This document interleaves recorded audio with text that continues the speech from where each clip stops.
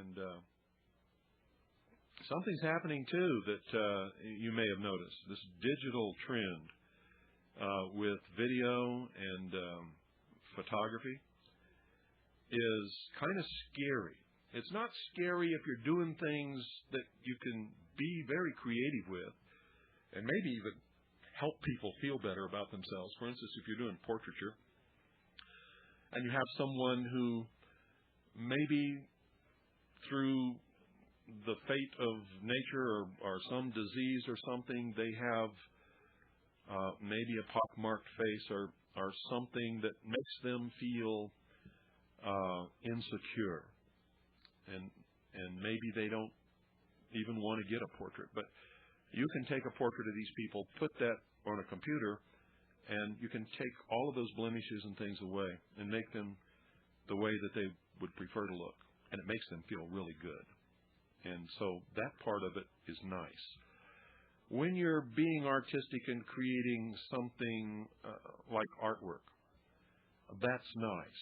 When you're doing advertising stuff, and we all know that that's as phony as a $3 bill. Anybody who believes anything that they see in an ad is just wacko anyway. When you're doing fashion work, stuff like that, you can be very creative with digital photography and with video. But when you're doing documentary work, digital is dangerous because the whole history of the event can be changed simply by putting all of the photography or all of the video on a computer, and you can make it look like anything you want. You've all seen Star Wars. That's what you can do with digital. You all saw Alien. That's what you can do with digital. I mean, you saw The Matrix. That's what you can do with digital. You can make things happen that could not possibly and did not happen. And you can present it to the world as a documented piece of history, and stupid people will believe it rather than say, hey, did you digitize that and put it on a computer? And if they did, you can't believe it, no matter what it is. No matter if they swear up and down and sign 50 million affidavits that they didn't do anything to it, you still can't believe it. And yes, regular photography can be fake too, but not as easily. It's much easier to figure out, a faked photograph if it's done on film than if it's done in a digital mode. What's going to be really dangerous, folks, is if everything switches to digital. You see, because I have this nasty feeling gnawing at the back of my mind that eventually the Internet is going to be the conduit hooked through the television in every home, everywhere, where you're going to get radio, you're going to get television, you're going to get email, you're going to get websites, you're going to read books.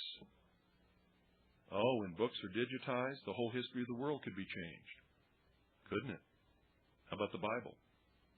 Huh? When they digitized the Bible?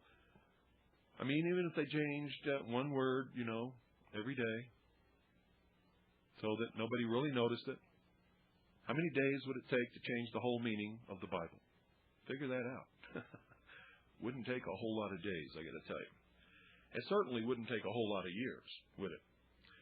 But I have a nasty feeling that the Internet was created, and I've told you this before, to be able to control all the information in the world.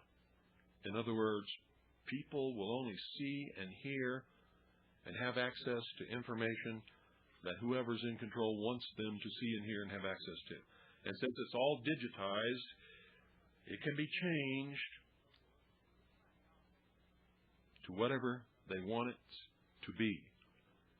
That's dangerous. It's really weird. Good evening. You're on the air. Well, hi, Mr. Cooper.